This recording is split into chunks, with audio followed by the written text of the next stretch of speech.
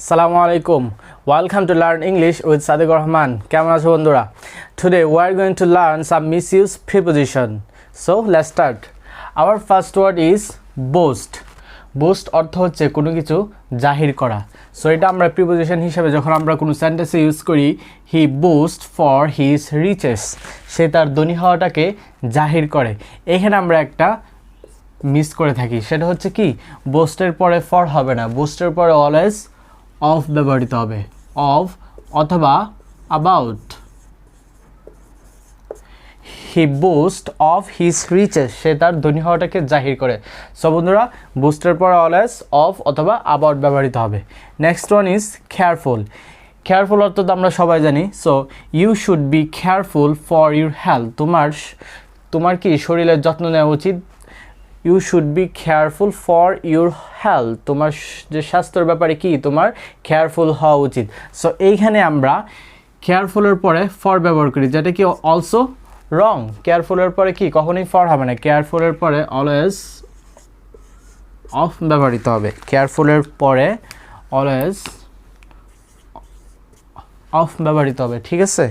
So বন্ধুরা, এটা কি মিস করা যাবে না, careful of. Third one is খাম। হি কেম হেয়ার উইথ ট্রেন।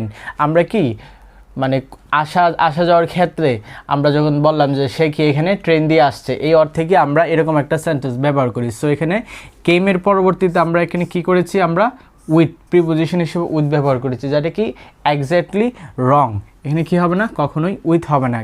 আসা মানে কাম এই ওয়ার্ডের পরে অলওয়েজ বাই ব্যবহৃত হবে। He came here by train.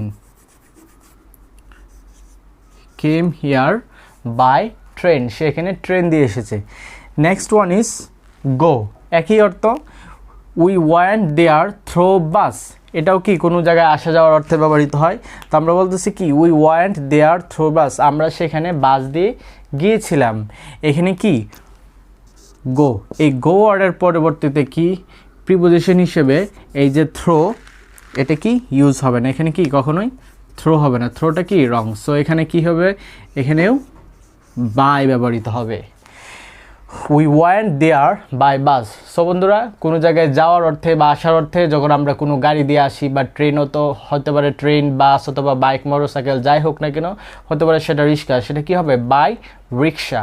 Is it clear? Next one, এটাই কি এটারই আরেকটা part. They go to school by foot. এখানে কি কোনো কি দেখে মনে হচ্ছে কোনো রং আছে? নো। আপনারা কি দেখছেন যে এই তো মাত্র এই রুলটা পড়ছি যে এখানে কি আছে বাই, কিন্তু এখানে একটা ট্রিক্স আছে। যখন আমরা আমাদের নিজের পায়ে হেঁটে কোথাও যাব, সেখানে কি হবে, সেখানে বাই হবে না, সেখানে হবে অন।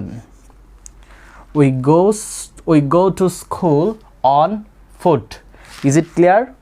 সো বন্ধুরা, আজকে এই পর্যন্তই। এরকম আরও নতুন নতুন প্রিপোজিশন শিখতে হলে অবশ্যই সাবস্ক্রাইব করে ফেলা এবং press the bell icon. See you my next preposition class. This is for today. খুদা হাফেজ।